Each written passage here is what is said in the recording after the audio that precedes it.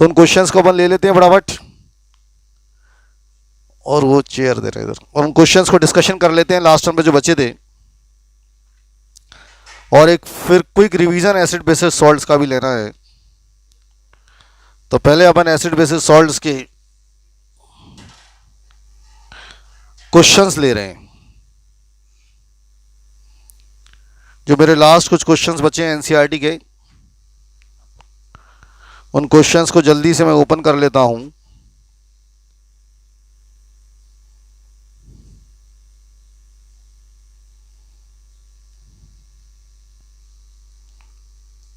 चलिए, chapter and exercise चल रही थी।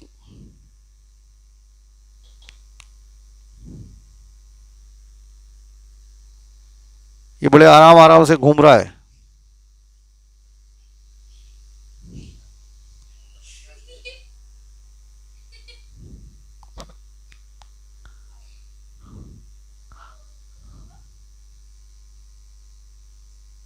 चलो चालू हो गया। क्वेश्चंस कर रहे थे इसके लास्ट वाले, तो हमें आना है लास्ट के क्वेश्चंस पर बच्चों। और लास्ट वाले मुझे याद है कि मैंने एक फ्रेश मिल्क 11 नंबर से क्वेश्चन की बात करनी थी मुझे, 11 नंबर। तो let us come to the question number 11। ऊपर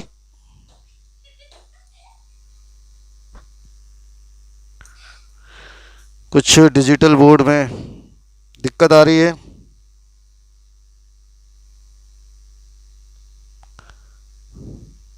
अपनी जो बात हुई थी कि फ्रेश मिल्क की जो पीएच होती है वो 6 होती है, और उससे अगर कम हो जाती पीएच तो आपको बताया गया था कि मिल्क खराब हो। तो आजकल जो मिल्कमैन है वो क्या हरकत कर रहे हैं,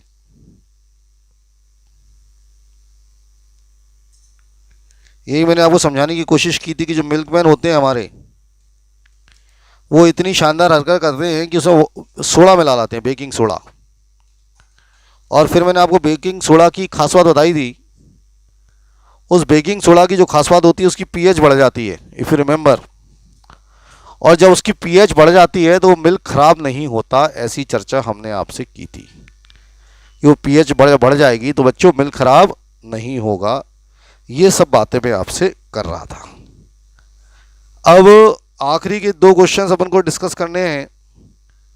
तो पहला क्वेश्चन वही आता है मिल्कमैन वाला, एग्जाम में। तो मिल्कमैन वाला क्या क्वेश्चन है उसको एक बार फटाफट देख लेते हैं, है ना।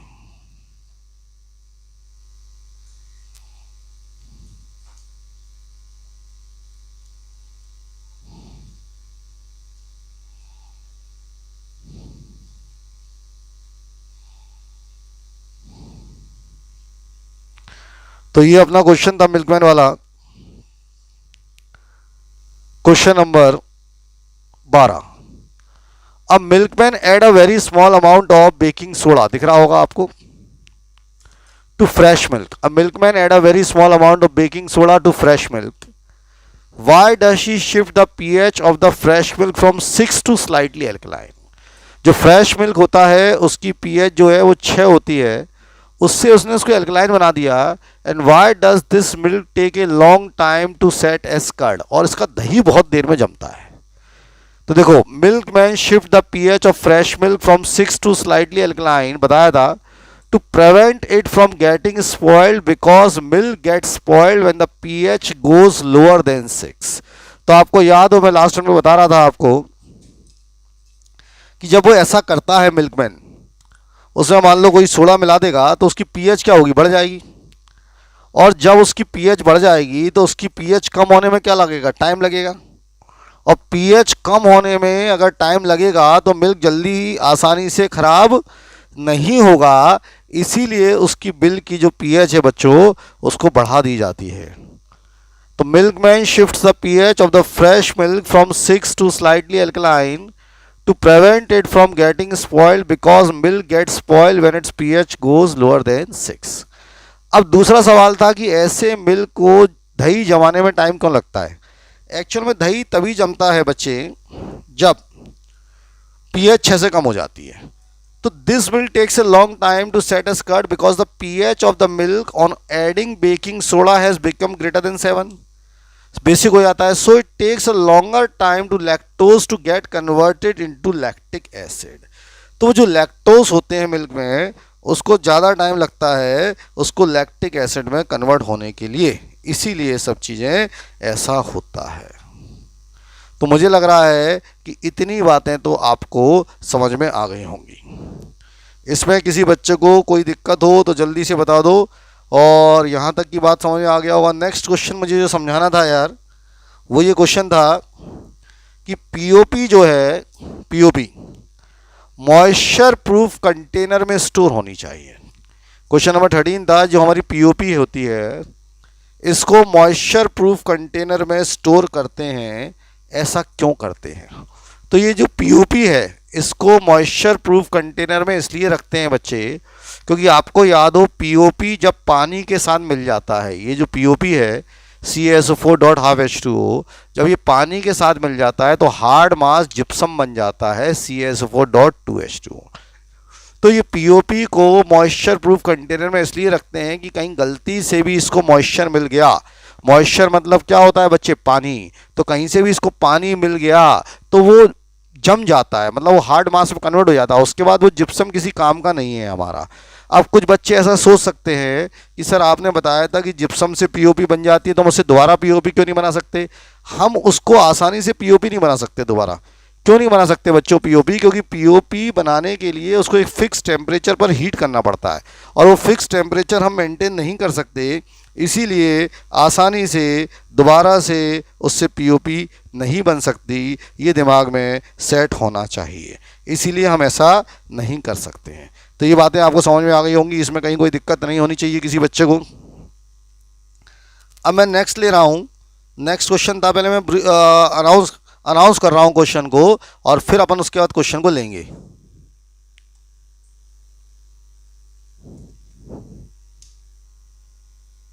समझ लो नेक्स्ट क्वेश्चन क्या है। हमारा जो नेक्स्ट क्वेश्चन है वो ये है, सीधा सीधा सुन लीजिए। नेक्स्ट क्वेश्चन क्या है हमारा, सीधा सीधा कि नेक्स्ट क्वेश्चन पहले समझा रहा हूं। न्यूट्रलाइजेशन रिएक्शंस क्या होती हैं और उनके एग्जांपल्स बता दो। तो इसमें समझाने के लिए ऐसा कोई विशेष नहीं है। क्यों नहीं है विशेष, अब आप पूछोगे, क्योंकि सभी बच्चों को मालूम है कि जब एसिड और बेस रिएक्शन कर जाता है तब जाके न्यूट्रलाइजेशन रिएक्शन होती हैं। तो जो रिएक्शंस एसिड और बेस के बीच में होती हैं उन रिएक्शंस को न्यूट्रलाइजेशन रिएक्शंस कहते हैं। अब सवाल है इनको न्यूट्रलाइजेशन क्यों कहते हैं। इनको न्यूट्रलाइजेशन इसलिए कहते हैं क्योंकि इन रिएक्शंस में एसिड का इफेक्ट भी खत्म हो जाता है और बेस का इफेक्ट भी खत्म हो जाता है, सॉल्ट और वाटर बन जाता है, इसीलिए इनको न्यूट्रलाइजेशन रिएक्शन कहा जाता है। तो मुझे लग रहा है ये बात आपके दिमाग में घुस गई होगी। तो आज से कोई पूछे कि न्यूट्रलाइजेशन रिएक्शन क्या है तो हम बड़े आसानी से बता देंगे कि न्यूट्रलाइजेशन रिएक्शन क्या है। ऐसी रिएक्शन जो एसिड और बेस के बीच में होती हैं उनको हम न्यूट्रलाइजेशन रिएक्शन कहते हैं। तो इसमें किसी बच्चे को कोई दिक्कत नहीं होनी चाहिए कि न्यूट्रलाइजेशन रिएक्शन क्या होती है, ये बात आपको समझ में आ गई। अब इनके एग्जाम्पल चाहिए साहब न्यूट्रलाइजेशन रिएक्शन के। तो आपको याद हो जब मैं क्लास में पढ़ाया तो ढेर सारे एग्जाम्पल्स मैंने आपको न्यूट्रलाइजेशन रिएक्शंस के बताए थे, कोई भी दो लिख सकते हो। जैसे यहाँ पर आप देखो तो मैं आपको दिखाता हूँ, ये दो रिएक्शंस आप देख लो। पहला रिएक्शन आपको दिख रहा होगा, HCl एसिड है प्लस NaOH बेस है, तो ये एसिड हो गया और ये बेस हो गया, ये NaCl सॉल्ट बन गया और वाटर बन गया H2। तो एक तो ये दिमाग में होना चाहिए। फिर दूसरा एसिड क्या है, HNO3 है, बेस क्या है KOH है, ये बेस है पोटेशियम हाइड्रोक्साइड, तो सॉल्ट क्या बना KNO3 बना और वाटर क्या बना H2O। तो ये सारी रिएक्शंस जो हैं ये कौन सी रिएक्शंस कहलाती हैं, न्यूट्रलाइजेशन रिएक्शंस कहलाती हैं। और NCERT का आखिरी क्वेश्चन था, दो यूज़ बताने हैं, एक वॉशिंग सोडा के और एक बेकिंग सोडा के। तो पहले हमें यूज़ बताना है वॉशिंग सोडा का और दूसरा हमें यूज़ बताना है बेकिंग सोडा का। वॉशिंग सोडा काम आता है ग्लास बनाने के, सोप बनाने के, केमिकल बनाने के, पेपर बनाने के, बोरेक्स पाउडर बनाने के। और एक वॉशिंग सोडा क्लींसिंग एक्शन, घर में साफ़ सफाई के काम भी आता है। और बेकिंग सोडा जो है वो सभी को मालूम है, इससे बेकिंग पाउडर बनता है। और बेकिंग पाउडर केक बनाने के काम आता है, और एंटा एसिड्स में भी इसका इस्तेमाल होता है। एंटा एसिड्स आप जानते हैं, उसमें हम इसका इस्तेमाल करते हैं। तो ये आपका खत्म हुआ पूरा एसिड बेसिस सॉल्ट्स। तो ये पूरा का पूरा एसिड बेसिस सॉल्ट्स खत्म हो चुका है। ये बातें आप लोग समझ चुके हैं एसिड बेसिस सॉल्ट्स की। अब मेरी बातों को ध्यान से सुनना है और ध्यान से समझना है, जिससे कि मैं आगे बढ़ूंगा। इस संडे का जो शेड्यूल है बड़ा टिपिकल है, तो संडे के शेड्यूल को ढंग से नोट कर लेंगे। बीच में इसलिए बता रहा हूँ, संडे मतलब कल ही है, तो कल ही का शेड्यूल पहले अपन नोट कर लें, जिससे किसी बच्चे का कोई भी क्लास ना रह जाए।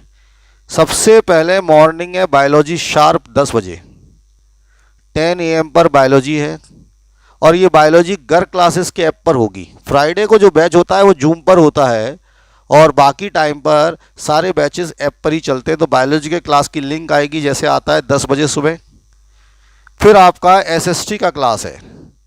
एसएसटी का क्लास का टाइम आपका जो है 1 बजे 1 PM पर है। एसएसटी का जो क्लास है वो 1 बजे होगा। आप 1 बजे अपना एसएसटी का क्लास ले सकते हैं। इसके बाद टेस्ट है। टेस्ट ऑनलाइन होगा, ऑनलाइन टेस्ट होगा, और ये टेस्ट है एसिड बेसिस सॉल्ट्स। इसके क्वेश्चंस आप तक ऑनलाइन पहुंचेंगे। एसिड बेसिस सॉल्ट्स है, ये शाम को 4 बजे टेस्ट होगा, बल्कि 5 बजे रख लेते हैं इसको, जब तक थोड़ा सा तुम्हें और आराम मिल जाएगा। शाम को 5 बजे साइन कर देंगे। 1 घंटे का टेस्ट होगा 5 to 6 में। 5 to 6 में टेस्ट खत्म हो जाएगा। तो पूरा संडे भरपूर है पढ़ाई लिखाई से। सुबह बायोलॉजी से चीज़ शुरू होती है और शाम को ऑनलाइन टेस्ट के साथ खत्म होगी। 5 से 6 के बीच में टेस्ट होने वाला है। तो इतना आपको आना चाहिए टेस्ट के लिए।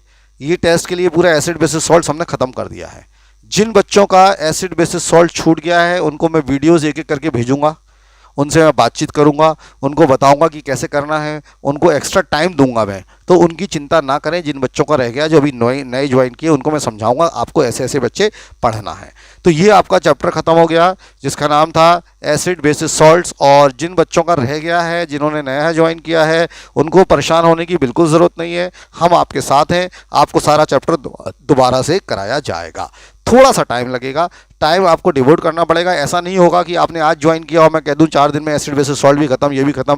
आपने लेट ज्वाइन किया तो थोड़ा सा आपको सब्र रखना पड़ेगा, भरोसा रखना पड़ेगा। लेकिन ये वादा है कि सबको कराया जाएगा और पूरा कराया जाएगा, है ना। तो इस तरह से शेड्यूल रहने वाला है कल का। ये शेड्यूल को आपने नोट कर लिया होगा। अब बातचीत करनी थी, मैं पूरे एसिड बेसिस सॉल्ट्स को एक क्विक रिवीजन में ख़त्म कर रहा हूँ। मैंने कुछ पीपीटीज तैयार की है एसिड बेसिस सॉल्ट्स की। आपको शायद मज़ा आएगा, बहुत मेहनत लगी है इस पीपीटीज को बनाने में। तो एक बार मैं आपसे एसिड बेसिस सॉल्ट्स की जो मैंने पीपीटीज बनवाई हैं उन पीपीटीज को शेयर कर लेता हूँ।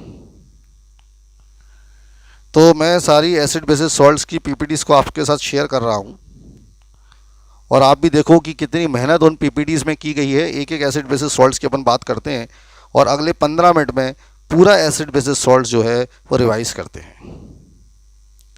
समझे? We are revising full acid bases salts. ध्यान से समझते हैं।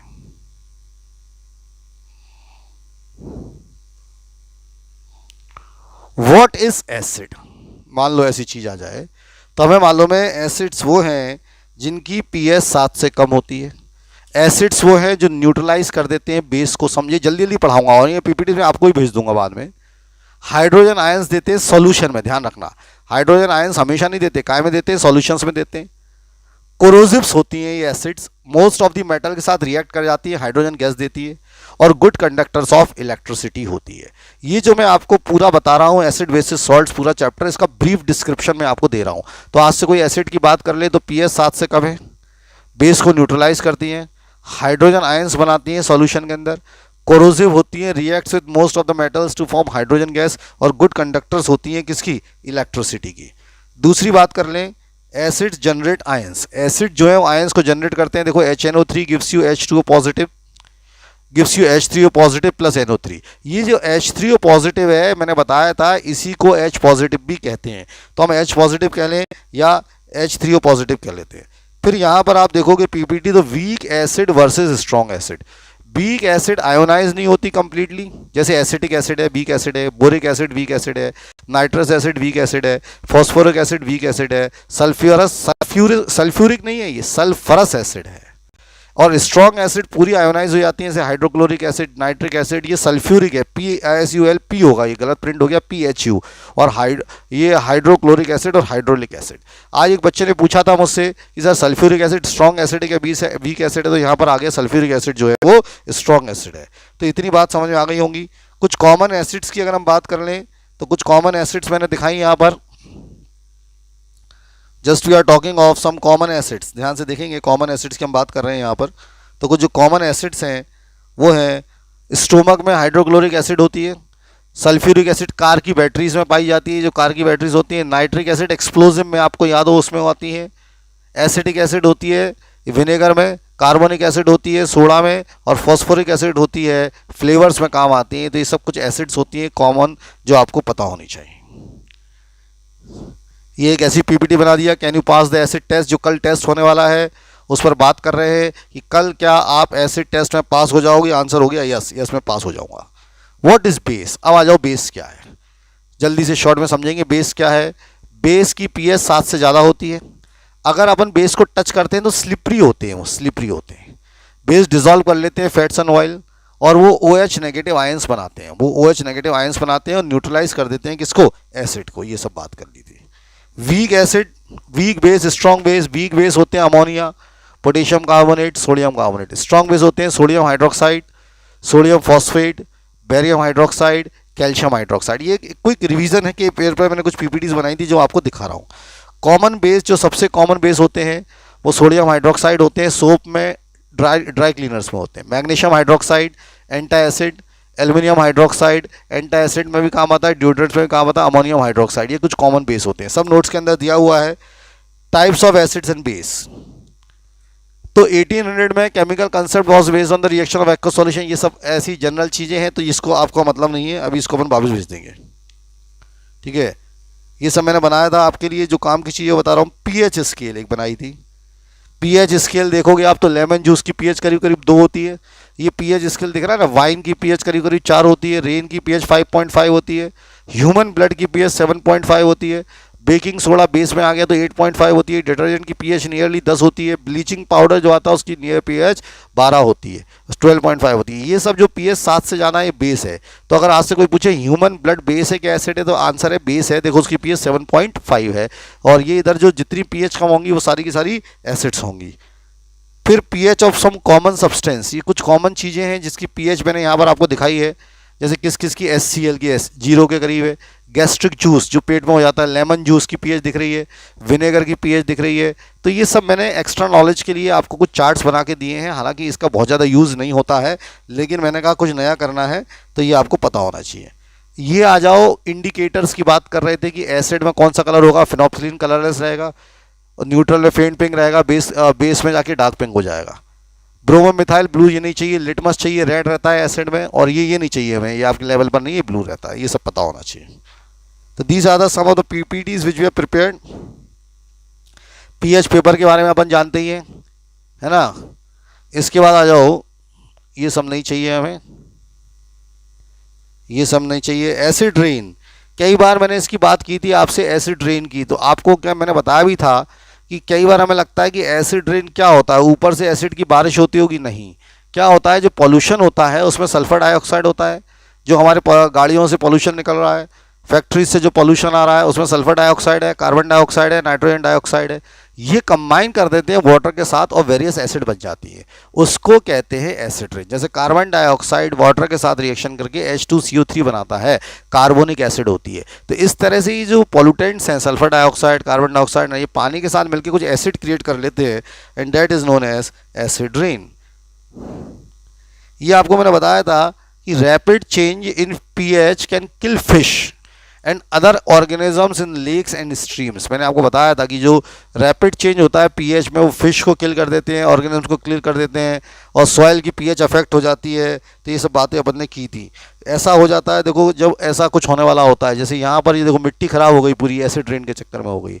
ये फिश हार्म हो गई सारी की सारी, ये पेड़ नहीं उग रहे हैं ढंग से, ये बिल्डिंग्स ख़राब हो रही हैं, तो सब एसिड रेन के कारण ये सब चीज़ें हो जाती हैं, ये आपको पता होना चाहिए। ये देखो एक एग्जांपल आया था, ये भी एसिड रेन के कारण पूरा का पूरा पॉल्यूट हो गया था। तो ये सब कुछ बेसिक्स बातें मैंने निकाली थी जो आपको पता होना चाहिए।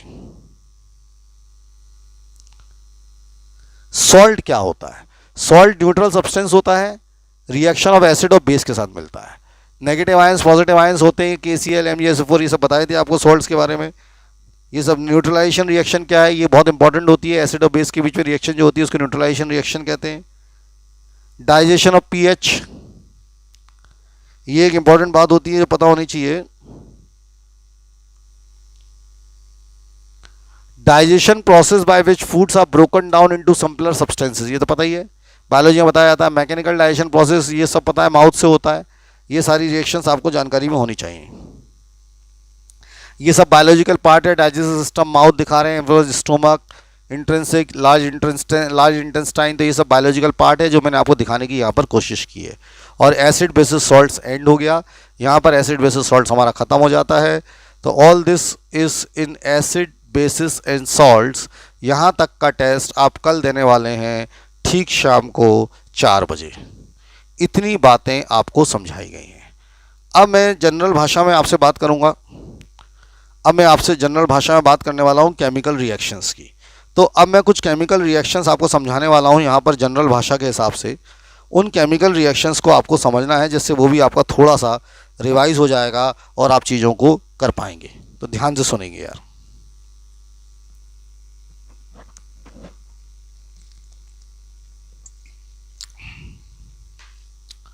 एक मिनट समझा रहा हूँ, 1 मिनट शांत रहेंगे।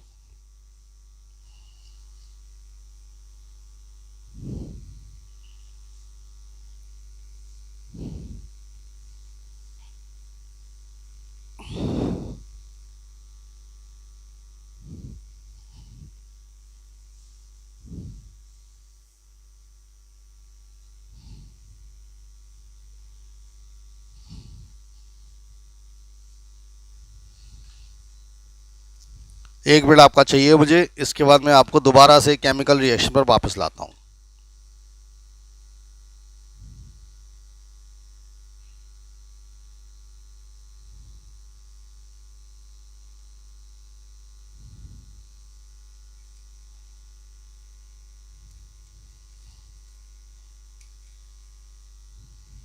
चलिए साहब, आज मुझे केमिकल रिएक्शन में जो टॉपिक आपको समझाना है, जिस टॉपिक पर मुझे आपसे चर्चा करनी है, वो है ऑक्सीडेशन एंड रिडक्शन। आज मैं आपको जो बातें समझाऊंगा वो केवल और केवल मुझे समझानी है ऑक्सीडेशन और रिडक्शन के बारे में। बाकी सारी बातें मैं आपको बहुत ढंग से एसिड बेसिस सॉल्ट्स में समझा चुका हूँ। डिस्प्लेसमेंट, डबल डिस्प्लेसमेंट, ये मैंने आपको समझा दिया। अब मैं यहाँ पर 2 बातें करने वाला हूँ। पहली बात मैं आज आपकी करने वाला हूँ ऑक्सीडेशन। अब ऑक्सीडेशन का मतलब समझें कि ऑक्सीडेशन का मतलब क्या होता है और ऑक्सीडेशन से हम क्या समझते हैं। ऑक्सीडेशन के 2-3 मतलब होते हैं। पहला मतलब होता है सीधा सीधा एडिशन ऑफ ऑक्सीजन। मेरी बात को ध्यान से सुनना, addition of oxygen.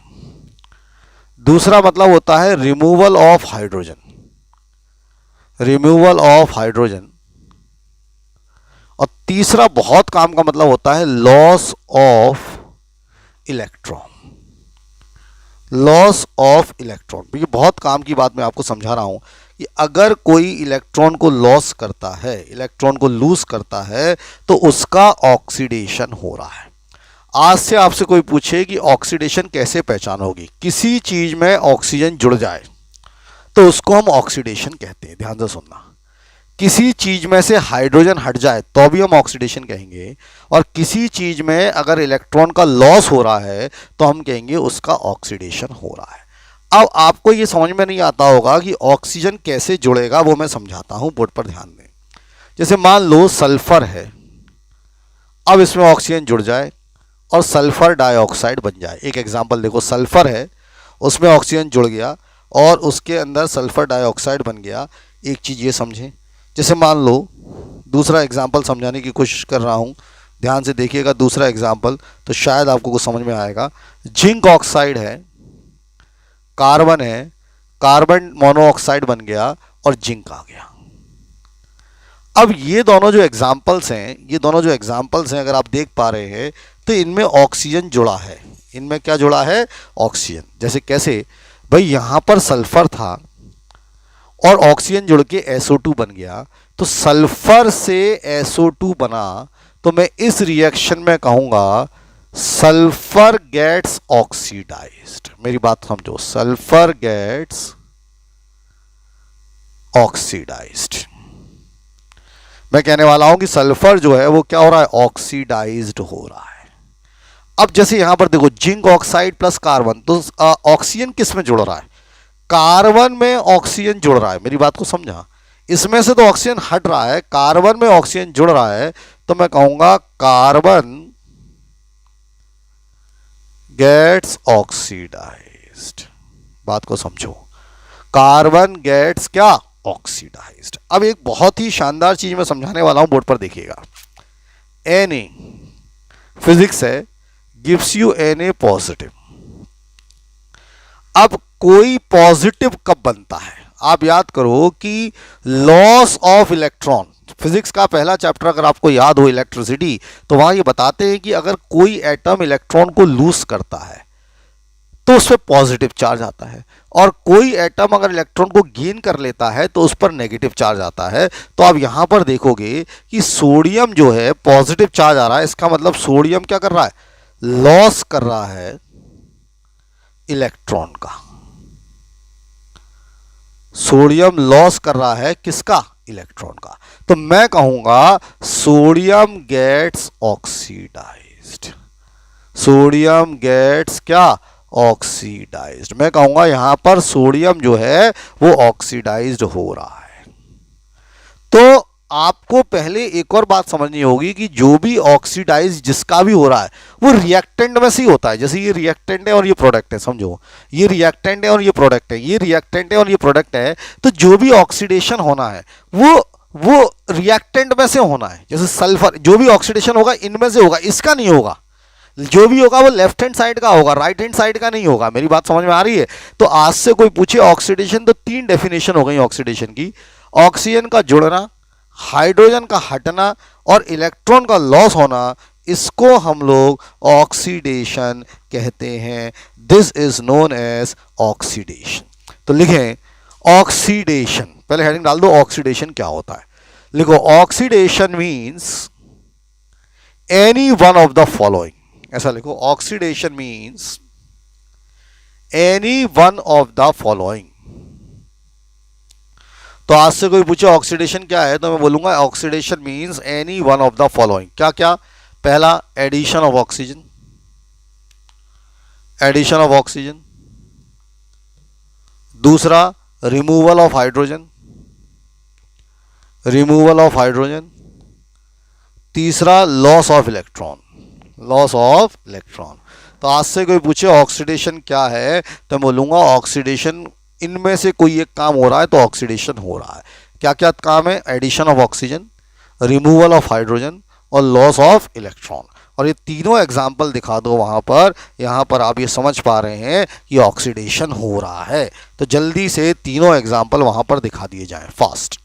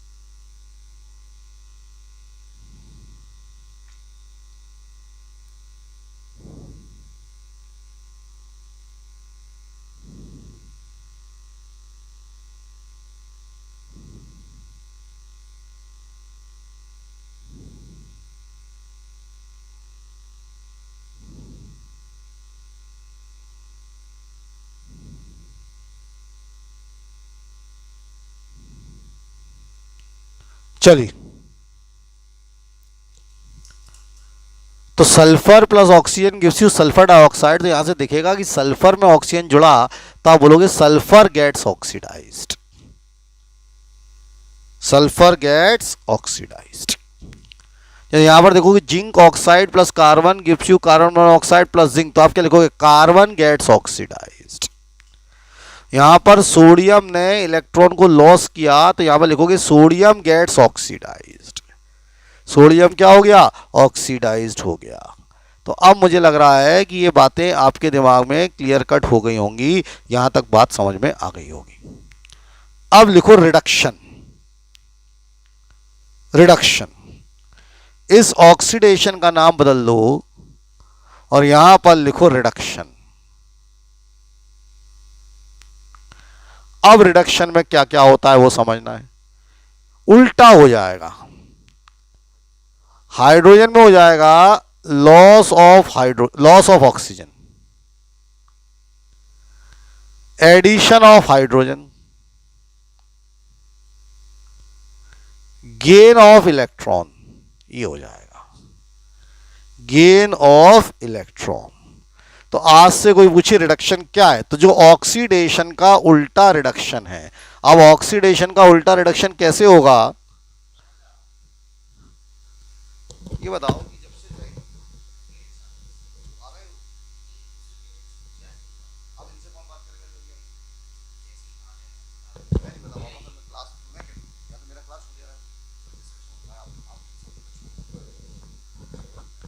Loss of oxygen, addition of hydrogen, gain of electron, उसका उल्टा हो गया। अब जैसे मैं कुछ एग्जांपल आपको समझाने की कोशिश करता हूं जिसमें क्लियर कट आपको यह दिखेगा कि रिडक्शन क्या है,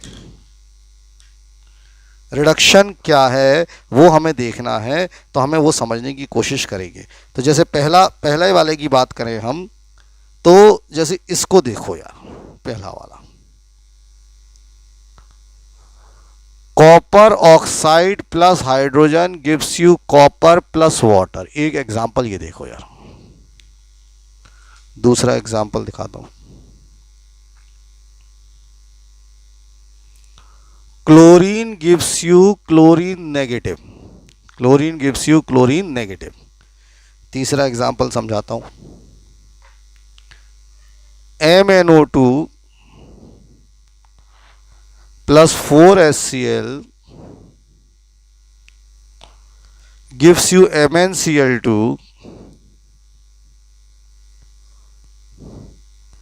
plus Cl2 plus 2 वाटर। ये समझे यार। अब ध्यान से मेरी बातों को सुनना है। पहली रिएक्शन में अपन ऑक्सीडेशन और रिडक्शन एक साथ समझते हैं कि क्या हो रहा है। जो भी काम होगा वो रिएक्टेंट में से होगा, रिएक्टेंट में से। देखो कॉपर ऑक्साइड आपको कॉपर दे रहा है, यानी इस कॉपर ऑक्साइड में से जब ये कॉपर दे रहा है तो ऑक्सीजन गायब हो रहा है। देखो CuO था, ऑक्सीजन चला गया तो बच्चे क्या बचा, Cu बचा। इसका मतलब मैं कहूंगा इसमें से ऑक्सीजन चला गया तो इस कॉपर ऑक्साइड का रिडक्शन हो गया।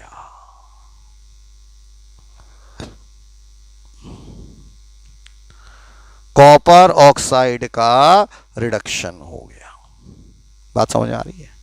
जैसे यहां देखो Cl नेगेटिव दे रहा है। अब आप याद करो फिजिक्स का इलेक्ट्रिसिटी चैप्टर की, कोई भी चीज नेगेटिव कब होती है, जब इलेक्ट्रॉन गेन करता है। इसका मतलब इसने इलेक्ट्रॉन लिया होगा, और इलेक्ट्रॉन लिया होगा तो Cl नेगेटिव बना होगा, तो Cl गेट्स रिड्यूस्ड। रिड्यूस मतलब रिडक्शन हो रहा है। अब बात को समझो यार, Cl गेट्स रिड्यूस्ड, क्योंकि Cl से बच्चे Cl माइनस क्यों आ रहा है, Cl से Cl माइनस इसलिए आ रहा है ना क्योंकि इसने एक इलेक्ट्रॉन ले लिया, और इलेक्ट्रॉन ले लिया इसका मतलब इलेक्ट्रॉन को इसने ले लिया तो इसका मतलब क्या हुआ, उस पर नेगेटिव चार्ज आ गया। अब जरा ये रिएक्शन देखो यार, MnO2 से MnCl2 बन रहा है, MnO2 से MnCl2 बन रहा है, इसका मतलब MnO2 रिड्यूस्ड हो रहा है। इसका मतलब MnO2 रिड्यूस्ड हो रहा है। MnO2 रिड्यूस्ड हो रहा है, इसका मतलब सीधा सीधा ये हो गया यार, बातें समझ में आ रही है कि नहीं आ रही? इसका मतलब हो गया MnO2 रिड्यूस्ड हो रहा है। तो रिडक्शन का मतलब इस तरह से आप समझते हैं। तो हेडिंग डाल दो रिडक्शन, और रिडक्शन लिखो, reduction means any one of the following process. Reduction means any one of the following process. चलिए, और ये सारा लिख लो।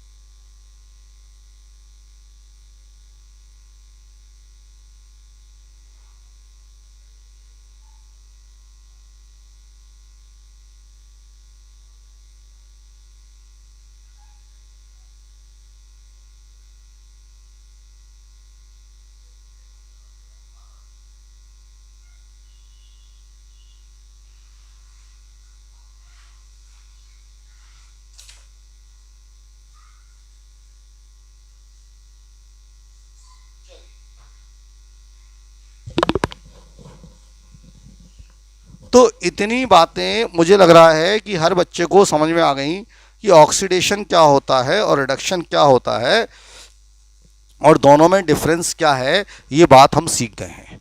तो जल्दी से मुझे व्हाट्सएप ग्रुप में जाके सभी बच्चे आंसर करेंगे, क्या आपको ऑक्सीडेशन और रिडक्शन समझ में आ गया? जल्दी। तो सभी बच्चे फटाफट व्हाट्सएप ग्रुप पे जाएंगे और मुझे बताएंगे क्या आपको समझ में आ गया ऑक्सीडेशन और रिडक्शन। सभी बच्चे व्हाट्सएप ग्रुप में जाके मुझे समझाएंगे कि सर आ गया या नहीं आया, जो भी है जल्दी से चर्चा करेंगे।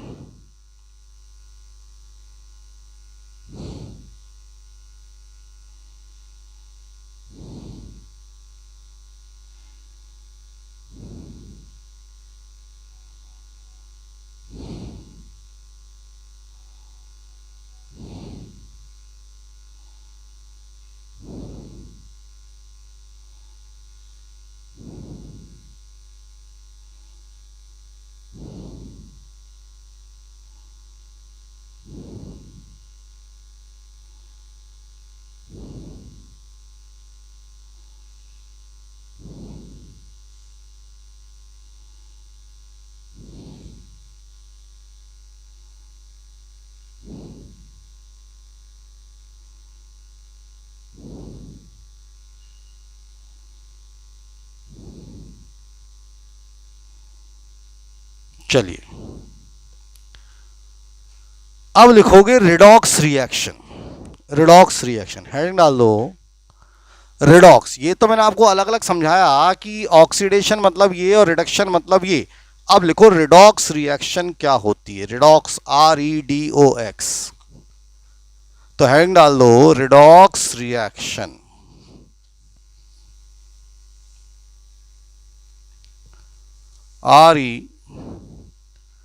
REDOX, redox reaction.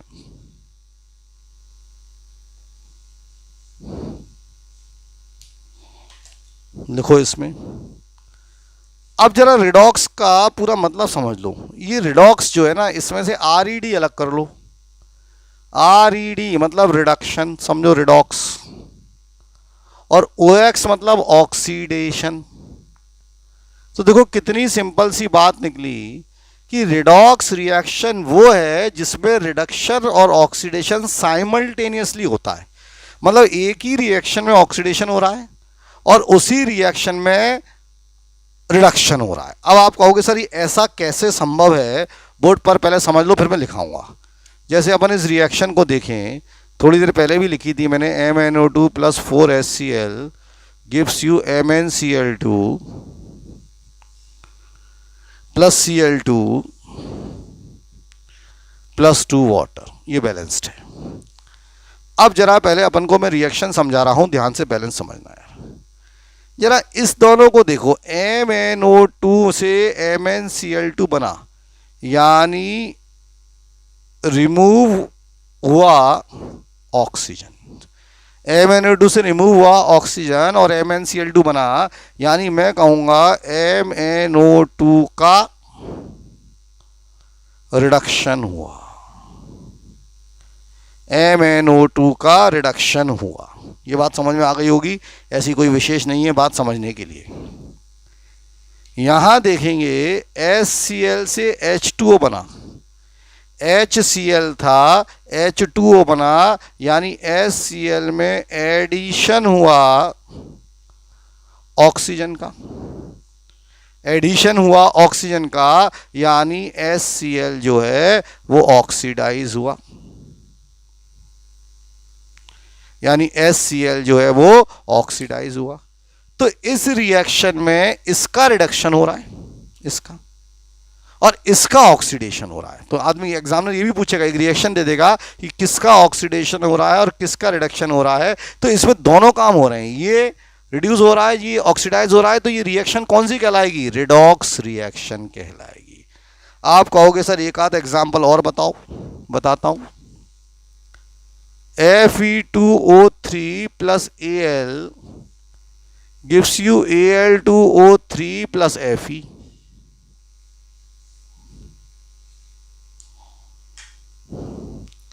बैलेंस कर ले, यहाँ 2 कर ले, मेरे ख्याल से यहाँ 2 कर ले, हो गई बैलेंस। अब देखो Fe2O3 से Fe बना, बात को समझो, Fe2O3 से Fe बना तो रिमूव हुआ ऑक्सीजन, यानी Fe2O3 रिड्यूस्ड हुआ। Fe2O3 क्या हो गया? रिड्यूस्ड हुआ। बात को समझो हर चीज को। Al से Al2O3 बना, यानी ऐड हुआ ऑक्सीजन, यानी Al क्या हुआ? ऑक्सीडाइज हुआ।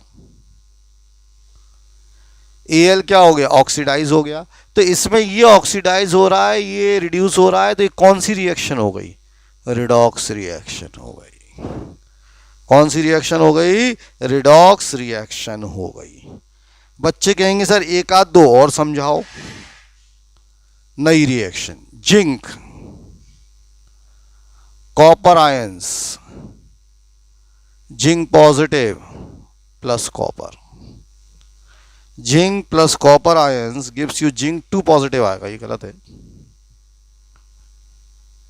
Zinc 2 positive plus copper. अब इस रिएक्शन को देखना, यहां जिंक था, जिंक के ऊपर पॉजिटिव चार्ज आया, यानी लॉस हुआ इलेक्ट्रॉन का।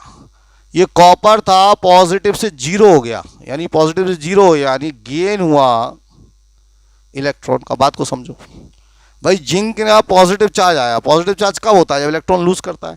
और पॉजिटिव चार्ज खत्म हो गया, यानी इसने इलेक्ट्रॉन को क्या किया? गेन किया। इसका मतलब जिंक का क्या हुआ? ऑक्सीडेशन हुआ, इलेक्ट्रॉन को लॉस कर रहा है। और कॉपर आयंस का क्या हुआ? रिडक्शन हुआ। तो इस रिएक्शन में जिंक जो है वो ऑक्सीडेशन हो रहा है और कॉपर आयंस का रिडक्शन हो रहा है। तो ये जो रिएक्शन है ये कौन सी रिएक्शन कहलाएगी? रिडॉक्स रिएक्शन कहलाएगी।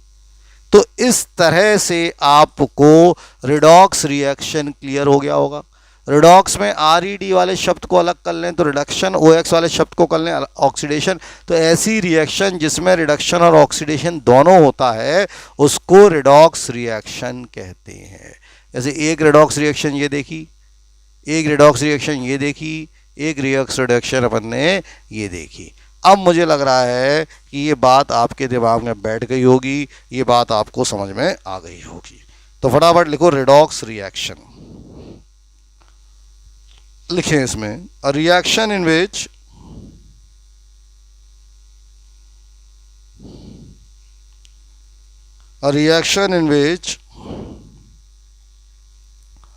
both oxidation and reduction takes place simultaneously.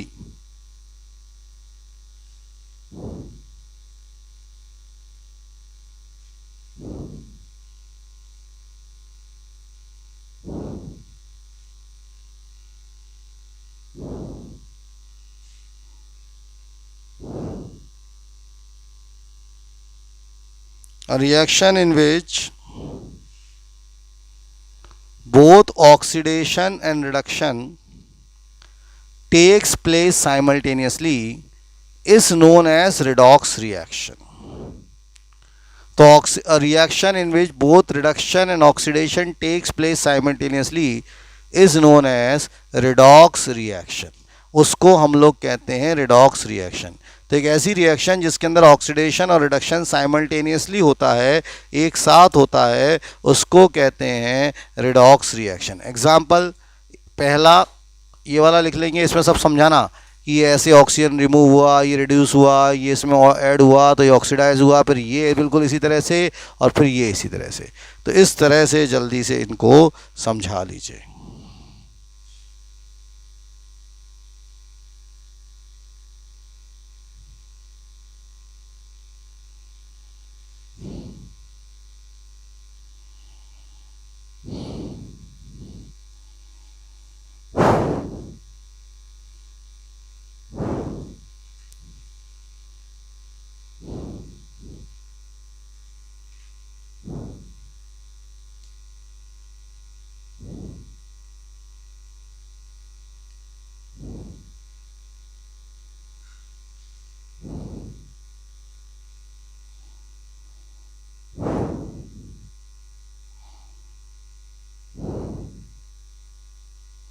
Okay, zinc वाला एग्जाम्पल दोबारा समझना है, बोर्ड पर ध्यान देना। जिंक वाला एग्जाम्पल बेटा देख इधर, Zn दे रहा है Zn2 पॉजिटिव, बोल पर देखो, Zn दे रहा है Zn2 पॉजिटिव, इसका मतलब इसने इलेक्ट्रॉन को लॉस किया होगा। भाई पॉजिटिव चार्ज कब आता है? जब ये इलेक्ट्रॉन लॉस करेगा तो इसके ऊपर पॉजिटिव चार्ज आएगा। इसका मतलब इसने इलेक्ट्रॉन लॉस किया तो इसके ऊपर पॉजिटिव चार्ज आ गया। तो जिंक ने लॉस किया क्या? इलेक्ट्रॉन। कॉपर के ऊपर पॉजिटिव चार्ज था और कॉपर आ गया, यानी पॉजिटिव चार्ज खत्म हो गया, तो इसका मतलब इसमें नेगेटिव जुड़ा होगा। भाई 2 पॉजिटिव था, तभी तो जीरो कब आएगा? 2 प्लस 2 नंबर में कितना जोड़े? -2 जोड़ो। इसका मतलब इसने 2 इलेक्ट्रॉन लिए होंगे, दिख नहीं रहे, 2 इलेक्ट्रॉन लिए तब जाके जीरो आया है। तो इसमें इलेक्ट्रॉन गेन हो रहे हैं, इसमें इलेक्ट्रॉन लॉस हो रहे हैं। लॉस ऑफ इलेक्ट्रॉन को क्या बोलते हैं? ऑक्सीडेशन। तो इसमें ऑक्सीडेशन हुआ। गेन ऑफ इलेक्ट्रॉन को क्या कहते हैं? रिडक्शन। तो इसमें रिडक्शन हुआ। इस तरह से मुस्कान श्रीवास्तव जी, ये रिडॉक्स रिएक्शन है जो आप पूछ रही हैं।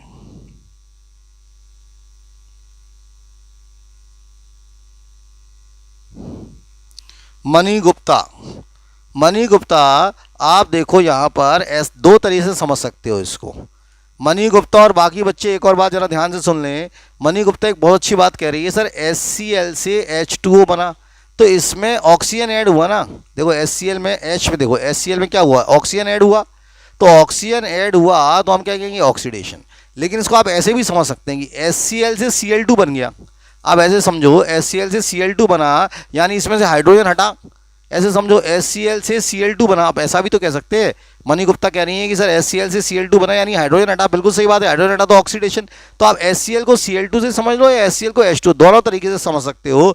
ये बेस्ट एग्जांपल है जिसमें हाइड्रोजन का हटना भी दिख रहा है और ऑक्सीजन का जुड़ना भी दिख रहा है, और दोनों का ही मतलब ऑक्सीडेशन होता है। तो मुझे लग रहा है कि इतनी बात आप लोग समझ में गए होंगे। और इसके ऊपर एक बहुत बढ़िया सा 2 टॉपिक और होते हैं, वो 2 टॉपिक्स की हेडिंग और डाल लो, जिससे ऑक्सीडेशन रिडक्शन हमारा पढ़ना सार्थक हो जाएगा, अगर वो 2 टॉपिक और हमें समझ में आ जाएंगे। हेडिंग डालो oxidising agent and reducing agent. अब आप हेडिंग डालो जल्दी से, oxidising agent and reducing agent, oxidising agent and reducing agent. Board पर ध्यान देंगे, इसको समझने की कोशिश करेंगे।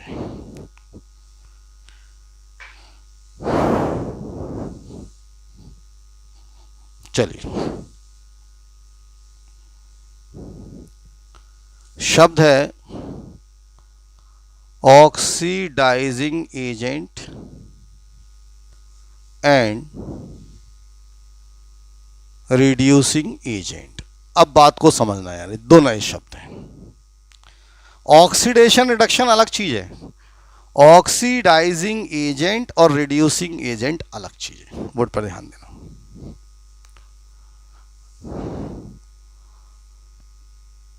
एक टिकट एजेंट होता है, मैं दूसरी बातों से बात शुरू कर रहा हूं। टिकट एजेंट, जैसे मान लो हमें कहीं घूमने जाना है और जनरली समर वेकेशंस में अपन पेरेंट्स के साथ घूमने जाते हैं, वो बात अलग है। इस साल कोविड-19 ने सबको घर में बंद कर दिया है, लेकिन आप याद करो कोविड-19 वाला साल छोड़ दो, 2020 उससे पहले की बात कर ले, तो हम कहीं घूमने जाते हैं तो टिकट एजेंट को पकड़ते हैं। तो टिकट एजेंट क्या करता है? टिकट प्रोवाइड करता है। टिकट एजेंट क्या करता है? टिकट प्रोवाइड करता है। वो खुद टिकट लेता है कि हमको देता है? वो टिकट हमको देता है, यानी टिकट एजेंट दूसरों को टिकट देता है, दूसरे उससे घूमने जाते हैं, खुद वो घर पे रहता है। तो ऐसे ही समझो ऑक्सीडाइजिंग एजेंट, एजेंट है ये, मतलब विच ऑक्सीडाइजेस अदर।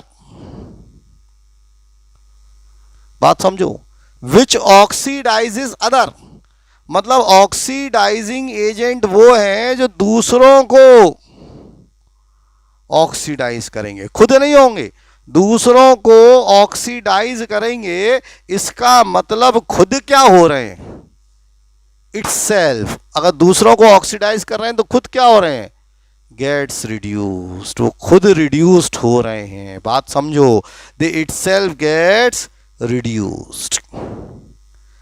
रिड्यूसिंग एजेंट मतलब वो एजेंट है, एजेंट विच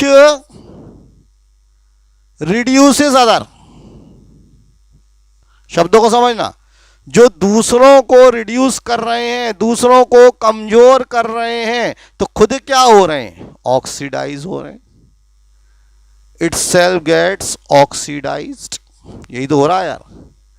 तो शुद्ध भाषा में हम ऐसे समझें कि जिसका रिएक्शन में ऑक्सीडेशन होगा, ध्यान से सुनना, जैसे कोई रिएक्शन है और उसमें रिएक्शन में किसी एलिमेंट का या कंपाउंड का ऑक्सीडेशन हो रहा है, तो वो जिसका ऑक्सीडेशन हो रहा है वो रिड्यूसिंग एजेंट कहलाएगा। बात को समझो, वो क्या कहलाएगा? Reducing agent. शब्दों की भावनाओं को समझो। और जिसका रिडक्शन हो रहा है वो ऑक्सीडाइजिंग एजेंट कहलाएगा। जिसका रिडक्शन हो रहा है वो ऑक्सीडाइजिंग एजेंट कहलाएगा। बात समझो कितनी महत्वपूर्ण चर्चा मैं कर रहा हूं। जैसे फॉर एग्जांपल मान लो ये रिएक्शन पकड़ लें, zinc oxide plus carbon gives you zinc plus carbon monoxide. मान लो ये रिएक्शन। अब इसमें 3-4 चीजें मैं पूछूंगा। तो जिंक ऑक्साइड से जिंक बना, यानी इसमें से ऑक्सीजन चला गया, तो जिंक ऑक्साइड का क्या हुआ? रिडक्शन हुआ। भाई जिंक ऑक्साइड रिड्यूस हुआ क्योंकि ऑक्सीजन चला गया। कार्बन पर ऑक्सीजन आ गया तो कार्बन का क्या हुआ? ऑक्सीडाइज हुआ। भावनाओं को समझना है यार। ये जिंक ये तो रिड्यूस हो गया, ये रिडक्शन हो गया और ये ऑक्सीडाइज हो गया। अब मान लो एग्जामिनर पूछे इस रिएक्शन में ऑक्सीडाइजिंग एजेंट कौन है और रिड्यूसिंग एजेंट कौन है। बात को समझो, इस क्वेश्चन में ऑक्सीडाइजिंग एजेंट कौन है और रिड्यूसिंग एजेंट कौन है ये पूछेगा एग्जामिनर, पूछना भी चाहिए। तो जिंक ऑक्साइड क्या हो रहा है? जिंक दे रहा है, यानी ये रिडक्शन हो रहा है, यानी ये ऑक्सीडाइजिंग एजेंट है। देखो, जिसका रिडक्शन होता है वो ऑक्सीडाइजिंग एजेंट है। तो इस क्वेश्चन में कोई पूछेगा तो मैं कहूंगा जिंक ऑक्साइड जो है वो ऑक्सीडाइजिंग एजेंट है। बात को समझो।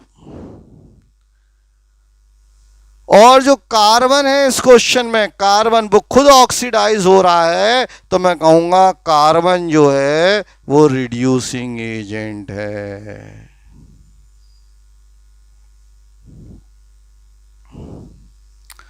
तो मुझे लग रहा है अब ये बातें आपके दिमाग में घुस गई होंगी। तो बहुत इंपॉर्टेंट, ये लोग कंसेप्ट क्लियर ही नहीं कर पाते हैं।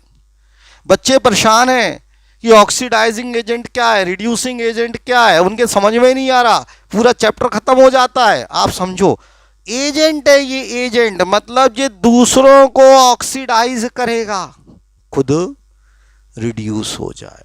ये रिड्यूसिंग एजेंट है, मतलब रिड्यूस करने वाला एजेंट है, मतलब दूसरों को रिड्यूस करेगा, खुद ऑक्सीडाइज हो जाएगा। तो सिंपल भाषा में क्या समझे, जो ऑक्सीडाइज हो रहा है वो रिड्यूसिंग एजेंट है, और जो रिड्यूस हो रहा है वो ऑक्सीडाइजिंग एजेंट है।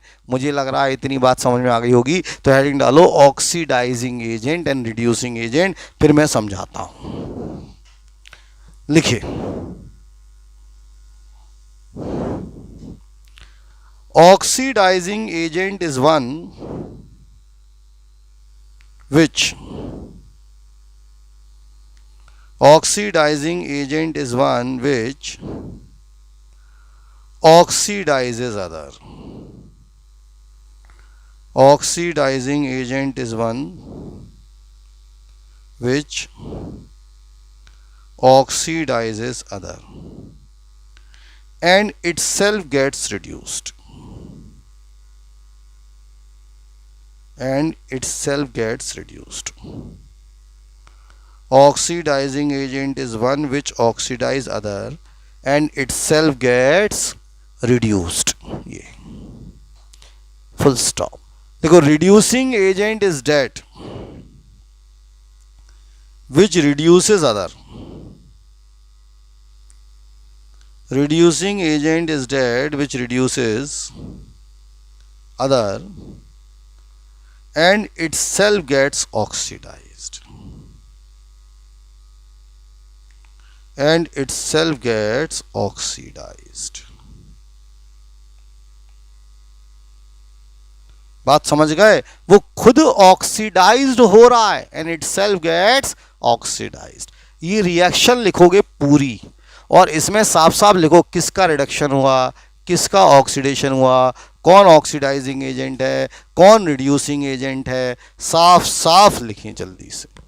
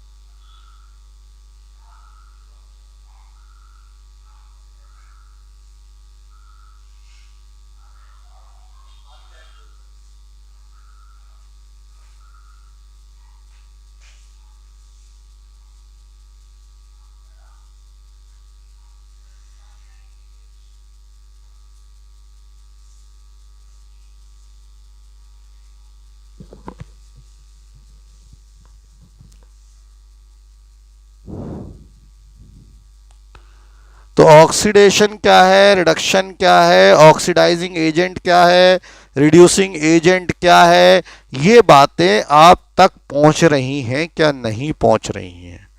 क्योंकि अगर ये बातें आप तक नहीं पहुंच रही हैं तो बड़ा विचित्र बात हो जाएगी साहब।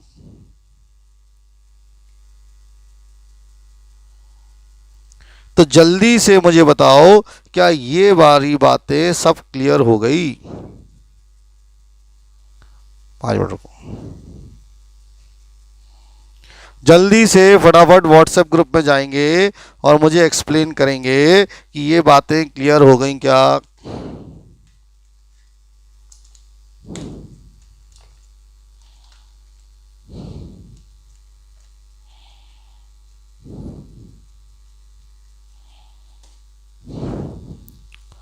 हो गई तो फटाफट व्हाट्सएप ग्रुप में जाके यस लिखें।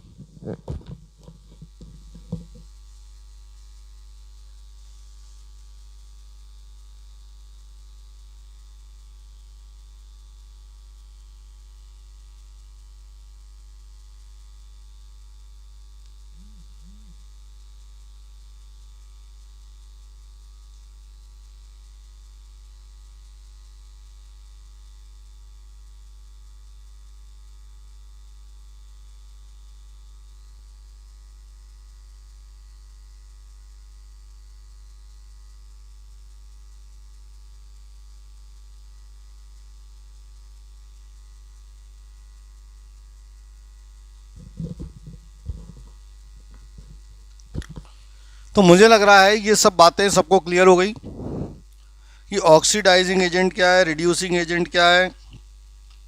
ये आधे बच्चे के गायब हो गए चैप्टर को देख के, आधे बच्चे भाग गए, बच्चे ही नहीं दिख रहे, तैयारी कर रहे हैं एसिड बेसिस सॉल्ट के टेस्ट की।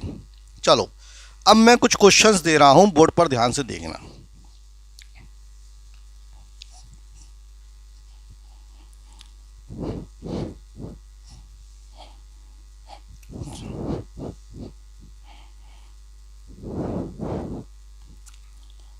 आते हैं क्वेश्चन पर।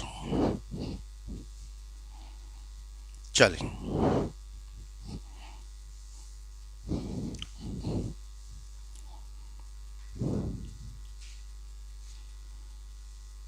पहला क्वेश्चन है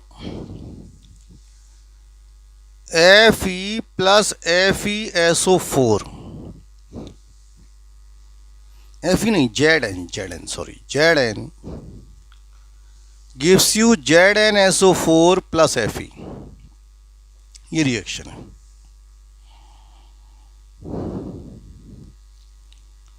नेम द सब्सटेंस पहला विच इज ऑक्सीडाइज, जो ऑक्सीडाइज हुआ, which is reduced, oxidising agent, reducing agent. चलो आपको बताना है इसमें कौन ऑक्सीडाइज हुआ, कौन रिड्यूस हुआ, ऑक्सीडाइजिंग एजेंट कौन है और रिड्यूसिंग एजेंट कौन है। चलिए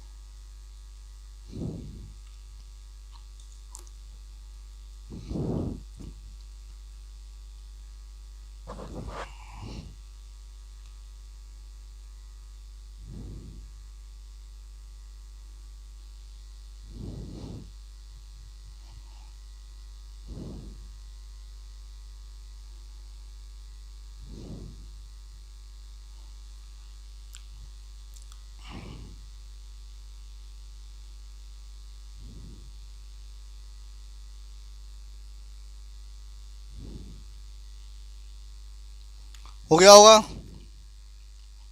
आंसर, जल्दी से।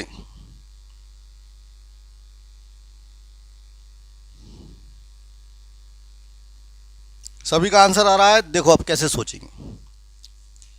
जिंक से ZnSO4 बना, मतलब ऑक्सीजन जुड़ा, Fe से ये बना, तो जिंक में ऑक्सीजन जुड़ा यानी जिंक ऑक्सीडाइज हुआ, और जिंक ऑक्सीडाइज हुआ तो जिंक की रिड्यूस